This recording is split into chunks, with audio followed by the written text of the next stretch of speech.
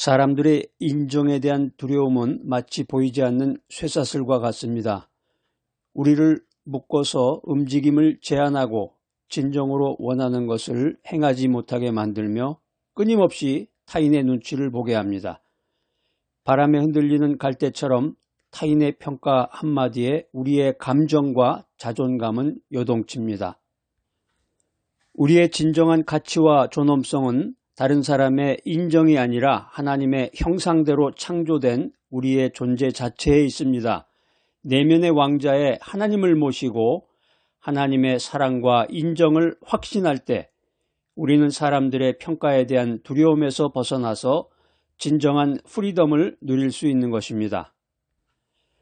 40세의 당신의 모습은 당신이 살아온 삶의 결과이다. 50세의 당신의 모습은 당신이 만들어온 것이다. 패션 디자이너 코코 샤넬의 말처럼 우리의 삶은 스스로 만들어가는 것입니다. 다른 사람의 시선에 갇혀서 두려움에 떨기보다는 하나님 안에서 자신의 아이덴티티, 정체성을 확립하고 주체적인 삶을 살아갈 때에 우리는 진정한 자기 모습을 발견하고 당당하게 세상에 나아갈 수 있는 것입니다. 우리 주변에 보면은 주변 사람들의 눈치를 보면서 살아가는 사람들이 많습니다. 이리 눈치 보고 저리 눈치 보고 하면서 사람들의 인정에 대한 두려움을 극복하는 것은 하나님께서 우리에게 주신 고유한 개성과 잠재력을 온전히 발휘하는 첫걸음임을 명심하시기 바랍니다. 갈라디아서 1장 10절 말씀입니다. 이제 내가 사람들에게 좋게 하려 함이냐 하나님께 좋게 하려 함이냐 내가 아직도 사람들의 기쁨을 구하는 것이었다면 그리스도의 종이 아니니라. 성경 단어풀이 세 가지만 한번 해보겠습니다. 첫 번째, 사람들에게, 이 말은 이제 세상 사람들의 평가나 인정을 의미하고 있습니다. 우리가 인생 살다 보면은 다른 사람들, 특별히 이제 세상에서 나를 어떻게 평가하는가. 요즘은 이제 댓글이라는 게 유행이죠. 댓글이 한번 잘못 달리면 이제 연예인 같은 경우는 이제 극단적인 선택까지 이제 가는 경우도 있는데 세상 사람들의 평가가 아주 중요한 시대에 우리들이 살고 있습니다. 하나님께라고 하는 말은 하나님의 뜻과 평가를 의미합니다. 기쁘게 하랴, 기쁘게 하다라는 건 이제 좋게 하다 이런 뜻인데 타인의 마음에 들도록 행동하는 것을 의미합니다. 사도 바울은 과거에 유대교 지도자들의 인정을 받기 위해서 열심을 냈습니다. 그런데 다메섹 도상에서 예수 그리스도를 만난 후에 사도 바울의 삶의 우선순위가 완전히 뒤바뀌었습니다. 그는 이제 사람들의 평가가 아니라 하나님의 기쁘심을 구하는 삶을 살기로 결단했습니다. 오늘 성경 말씀에서 바울은 갈라디아 교인들에게 자신의 변화된 삶의 목적을 분명히 밝히고 진정으로 그리스도의 종이라면 사람의 기쁨을 구하는 것이 아니라 하나님의 기쁨을 구해야 한다고 강조하고 있습니다. 성경에서 이제 신약 성경의 핵심 중에 하나가 이제 갈라디아서인데 이 갈라디아라고 하는 것이 오늘날로 얘기하면 이제 터키 중부 지역에 위치한 로마 제국의 속주였습니다.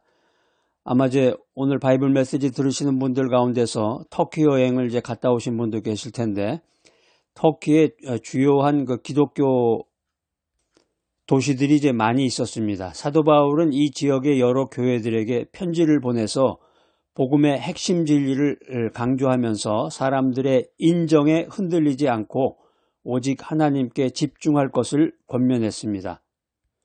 오늘 말씀과 관련된 세 명의 인물을 소개해 드립니다. 첫 번째 모세입니다. 백성들의 불평과 원망에 끊임없이 시달렸지만 모세는 사람들의 평가에 흔들리지 않고 하나님의 명령에 순종하면서 이스라엘 백성을 인도했습니다. 모세의 리더십은 사람의 인정보다 하나님의 뜻을 따르는 용기를 보여주고 있습니다. 오늘 두 번째로 소개할 인물은 예레미야입니다. 유대 백성들의 반대와 핍박 속에서도 하나님의 말씀을 담대히 선포했습니다. 예레미야는 사람들의 미움을 두려워하지 않고 진리를 외치는 예언자의 모습을 보여주고 있습니다. 세 번째로 소개할 인물은 베드로입니다. 베드로, 아주 유명한 베드로죠. 예수님을 3번이나 부인했는데 부활하신 예수님을 만난 후에 사람들의 비난을 두려워하지 않고 복음을 담대히 전파했습니다. 오늘 이 베드로 참 대단하네요. 닭이 울기 전에 예수님을 3번이나 부인했는데 사람들이 얼마나 손가락질을 해댔겠어요. 그런데 이제 부활하신 예수님을 만난 후에는 사람들의 그 비난을 전혀 두려워하지 않고 복음을 담대히 전했다. 역시 베드로네요. 이 베드로의 변화는 하나님의 은혜와 하나님의 사랑이 사람들의 두려움을 극복하는 힘이 된다. 이 사실을 우리들에게 알려주고 있습니다. 모세는 백성들의 끊임없는 불평에도 불구하고 출애굽기 14장 13절에서 여호와께서 너희를 위하여 행하시는 구원을 보라 이렇게 외치면서 하나님의 약속을 신뢰했습니다. 예레미야는 예레미야서 1장 18절에서 내가 오늘 너를 온 땅과 유다 왕들과 그 지도자들과 제사장들과 그 땅 백성 맞설 견고한 성읍 쇠기둥 놋 성벽으로 만들어졌습니다. 이와 같은 하나님의 말씀을 의지하며 담대하게 예언했습니다. 베드로는 오순절 성령 강림 후에 사도행전 4장 12절을 통해서 이렇게 말했습니다. 다른 이로서는 구원을 받을 수 없나니 천하 사람 중에 구원을 받을 만한 다른 이름을 우리에게 주신 일이 없음이라. 이런 고백을 하면서 담대하게 복음을 선포했습니다. 내면의 나침반 사람의 북풍에 흔들리지 않고 라는 신앙의 세일을 함께 나누고자 합니다. 사람들의 인정은 때로는 달콤한 유혹처럼 다가와서 우리의 마음을 흔듭니다.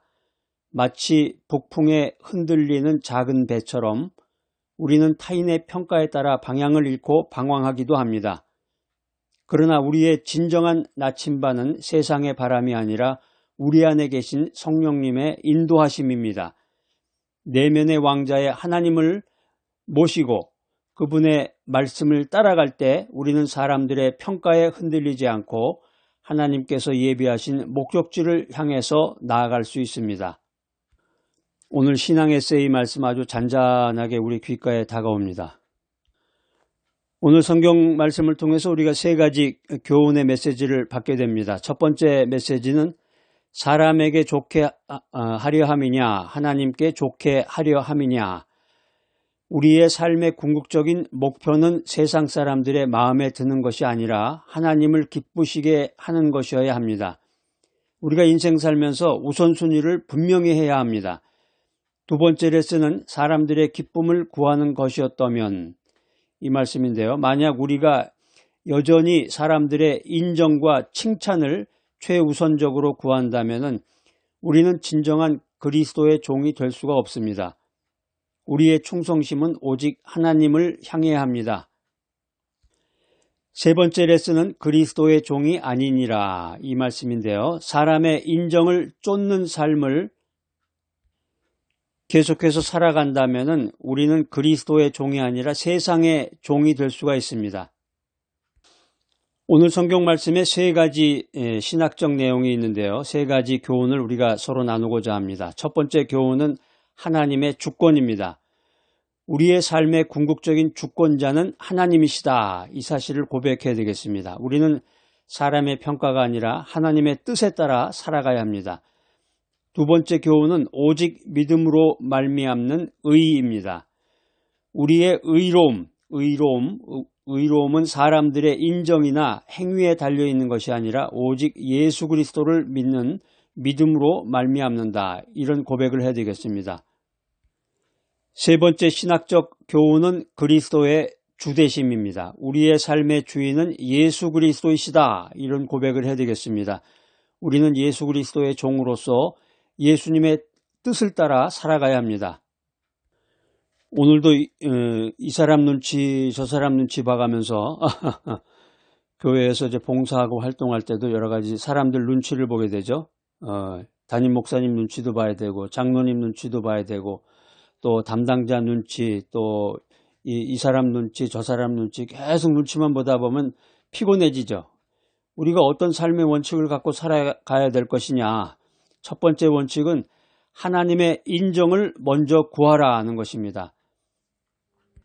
내가 인생을 살아가는데, 내가 믿음 생활을 하는데, 내가 교회 생활을 해나가는 데 있어서 삶의 최우선의 순위를 사람들의 평가가 아니라 하나님의 뜻과 하나님의 인정에 두어야 되겠습니다. 그러니까 어떻게 생각해 보면 우리 믿음 생활이라는 게 완전히 진짜 꽝이에요. 하나님 중심, 또 하나님을 향한 믿음이 돼야 되는데, 이건 뭐 하나님은 없어지고 사람에게 인정을 받아야 되고, 또 교회의 담임 목사님이 하나님이 아닌데 교회 담임 목사님을 하나님으로 생각하고, 교회 또 수석 장로님이 뭐 하나님의 바로 밑에 무슨 예수님인 것처럼 또 생각을 할까? 정말 이거 큰일 났습니다. 이 믿음 생활에 아직 비상등이 켜졌는데, 오늘 이제 두 번째 삶의 원칙 여러분 잘 기억하시기 바랍니다. 그리스도 안에서 당신의 정체성을 찾으십시오. 도대체 당신이 누구예요? 당신이 누구예요? 내가 스스로를 생각해보면 난 도대체 뭐냐 이게. 내가 믿는 사람이라고 그랬는데 내가 그리스도인이냐. 그리스도인이면 그리스도의 종이 돼야 되는데 그리스도의 종이 아니라 사람의 종으로 내가 활동을 하고 있네. 교회에서 담임 목사의 종인가 아니면 이제 장로님의 종인가. 여러분의 진정한 가치와 존엄성은 하나님의 형상대로 창조되었고 그리스도의 사랑으로 구원받았다. 이 사실을 고백해야 되겠습니다. 세 번째 삶의 원칙은 Live to please God, not people입니다. 사람을 기쁘게 하지 말고 하나님을 기쁘게 해라. 믿는 사람, 하나님 중심으로 인생을 살아가는 사람은 삶의 목적이 사람들에게 칭찬받는 게 아니에요. 사람들이 아이고 잘했습니다. 수고하셨습니다. 인정받고 칭찬을 받는 게 아니라 하나님을 영화롭게 하고 하나님의 뜻을 행하는 것입니다.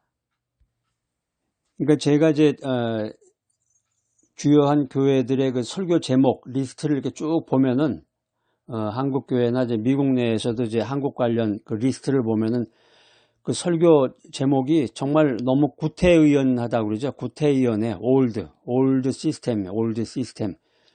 그 설교 제목이 어쩜 이렇게 변하지 않을까.